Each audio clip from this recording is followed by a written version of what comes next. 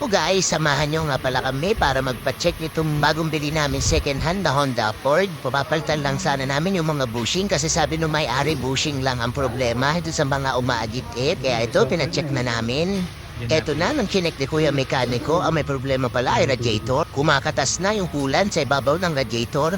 Kaya naman, kailangan na daw palitan. Tapos yung umagit-it, chinek na rin ni Kuya. Ayun, nakita na ni Kuya yung upper ball joint sa suspension assembly at saka lower ball joint. Yung pala ang problema. Kaya ayun, bibili na daw si Kuya o order pa pala sa Manila. Pati itong left side, pinapalitan ko na rin kay Kuya para parehas sila. Para hindi na ako maabala kung sakaling bumigay naman tong left side.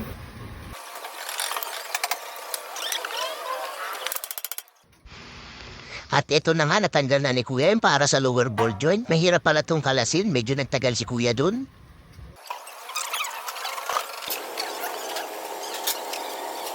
Isunod din niya yung suspension assembly na nakalagay dun yung upper ball joint. Eto nga't makalas na rin. Ayun, mapapalitan ka na rin, ikaw pala yung umaagit-it na lagi kong naririnig. Ang problema, wala ka palang mabibili ng mga gantong pyesa dito sa probinsya kaya kailangan pang i-order sa Manila. Eto na nga't naka-order na si Kuya, andito na ang bagong pyesa. Eto na yung suspension assembly na may kasamang upper ball joint, dalawa na sila, left and right.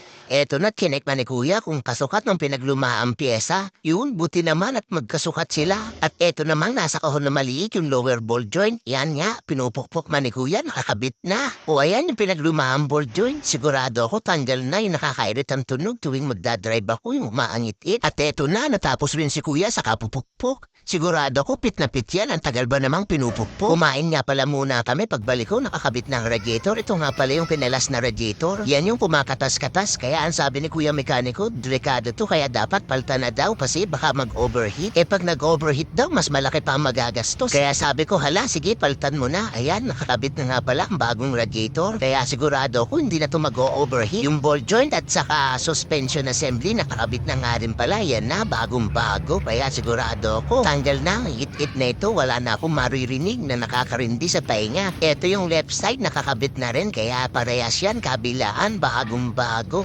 Ang sabi ng dating may-ari, bushing lang ang problema nito, hindi ako gagastos ng 1,000 pag ipinagawa ko, yung pala, daming problema. At eto na ang pampinali, ang kinatatakutan ko. Ang wala pang 1,000 na magagastos, sabi nung dating may-ari, naging 24,000. Hindi lang ball joint ang giba at hindi radiator, pati bulsa ko giba. Kaya ang may papayo ko sa inyo, kung kayo bibili ng mga second hand na sasakyan, magsama na kayo ng mekaniko para sigurado mas malalakihan kayo kung ganito. Naiuwi nyo na isasakyan, saka pala maglalabasan ng mga sira. Kaya no choice ka kundi ipagawa. Hanggang dito na lang mga kapamily travel.